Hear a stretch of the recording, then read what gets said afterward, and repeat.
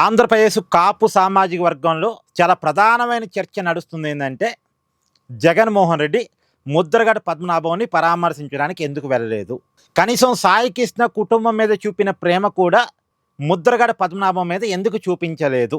ఆయన హాస్పిటల్ పాలై దాదాపు ఒక 10 రోజుల పాటు హాస్పిటల్ బెడ్ మీద ఉంటే, తీవ్రమైన అనారోగ్యంతో ఉంటే, తీవ్రమైన ఇబ్బందితో ఉంటే కనీసం జగన్మోహన్ రెడ్డి ఎందుకు పరామర్శించలేదు? ఇది కేవలం ముద్రగడ పద్మనాభం గారి కూతురు క్రాంతి వేస్తున్న క్వశ్చన్ మాత్రమే కాదు, ఇప్పుడు కాపు సామాజిక వర్గంలో జరుగుతున్న ప్రధానమైన చర్చ.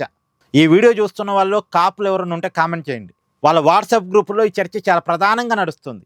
అంటే గాది సాయి కృష్ణ కేసునేమో పవన్ కళ్యాణ్ నుంచి కాపుల్ని వేరు చేయటం కోసం, రాజకీయంగా కూటమి ప్రభుత్వాన్ని బదనాం చేయటం కోసం జగన్మోహన్ రెడ్డి ఎంచుకున్న ఒక రాజకీయ ఎత్తుగడ. మరి ముద్రగడ పద్మనాభం ఆయన ఇప్పుడు రాజకీయంగా జగన్మోహన్ రెడ్డికి పనికి రాడు కాబట్ట మరి అంతకుముందు చేసిన సాక్రిఫైజులు?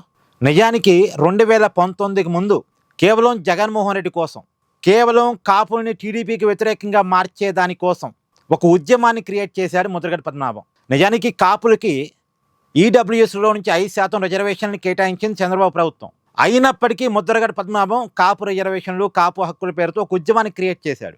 అప్పుడు కాపులు చాలామంది ముద్రగడ పద్మనాభం మాటలు నమ్మారు. కానీ ఇదంతా ముద్రగడ పద్మనాభం దేనికోసం చేశాడు? జగన్ కోసం చేశాడు. అప్పుడు మీకు గుర్తుందిగా, ఉత్తరాంచల్ రైలును తగలబెట్టారు. అదో పెద్ద సంఘటన, అదో పెద్ద గొడవ. అప్పుడు చంద్రబాబు నాయుడు ప్రభుత్వం పడిపోవటానికి, కాపు ఓట్ బ్యాంకు టీడీపీకి దూరం కావటానికి ఆ రోజు ఆ ఉద్యమం ప్రధానమైన కారణం. దాన్ని జగన్మోహన్ రెడ్డి ఎన్క్యాచ్ చేసుకున్నాడు, అధికారంలోకి వచ్చాడు.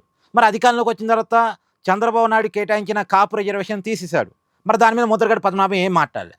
ఎందుకంటే ఆయన చేసిందే జగన్ కోసం.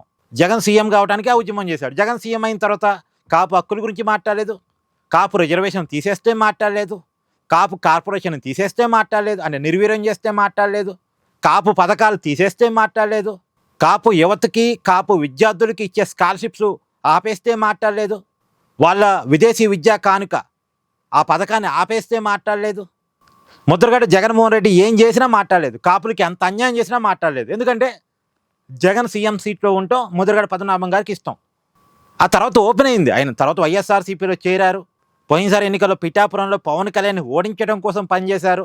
ముందేమో వైసీపీలో చేరకుండా వెనకాల వైసీపీని పెట్టుకొని డైరెక్ట్గా ఓపెన్గా చెప్పకుండా అసలు జనసేన టీడీపీ కలవకుండా చేయడానికి ట్రయల్స్ చేశారు. ఏది ముద్రగడ పద్మనాభం, హరిరామ జోగే కలిసి చేశారు.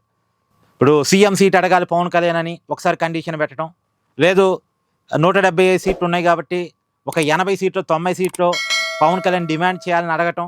ఎందుకు ఇవన్నీ పొత్తు కుదరకుండా చేయడం కోసం. ఇప్పుడు ఏదైనా పవన్ కళ్యాణ్ చెప్పాలంటే కలిసి చెప్పవచ్చు, లేదు సీక్రెట్గా ఒక లెటర్ రాసి పంపించవచ్చు. కానీ బహిరంగ లేఖ రాయటం, బహిరంగ కామెంట్ చేయడం ద్వారా పవన్ కళ్యాణ్ ఇబ్బంది పెట్టడం ద్వారా టీడీపీతో జనసేన కలవకుండా చేయాలని. ఎందుకంటే ఇప్పుడు టీడీపీ జనసేన పొత్తులో మాకే సీఎం సీటు కావాలంటే పొత్తు కుదరకపోవచ్చుగా.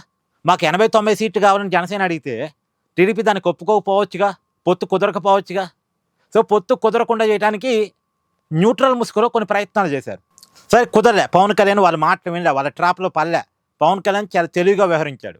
పైగా వాళ్ళ క్యాడర్ కూడా చెప్పాడు, ఈ సారికి స్ట్రాటజీ నాకు వదిలేయండి, 2019లో మీరు చెప్పినట్టు నేను విన్నాను, కానీ ఏం లాభం జరిగింది, కానీ ఇప్పుడు నేను చెప్పినట్టు మీరు వినండి, ఈ ఒక్కసారికి నా మాట వినండి అన్నాడు. రిజల్ట్ చూపిస్తా అన్నాడు, చూపించాడు. సో పవన్ కళ్యాణ్ ఎప్పుడైతే ముద్రగడ మాట వినలేదో, హరిరామ జోగే మాట వినలేదో, వెంటనే ఇక ఓపెన్ అయిపోయాడు ముద్రగడ పద్మనాభం. వైసీపీ కండువా కప్పేసుకున్నాడు. అంటే అన్నాళ్ళు వైసీపీని వెనకబెట్టుకొని కనపడకుండా నాటకాలు ఆడాడు. తర్వాత ఏకంగా వైసీపీ కండువా వేసుకొని పవన్ కళ్యాణ్ని ఓడించకపోతే నా పేరులో రెడ్డి పేరుని చేర్చుకుంటా అన్నాడు. నిజానికి ముద్రగడ పద్మనాభం గారు ఆ మాట అనకూడదు, అసలు ఎప్పటికీ ఆ మాట అనకూడదు.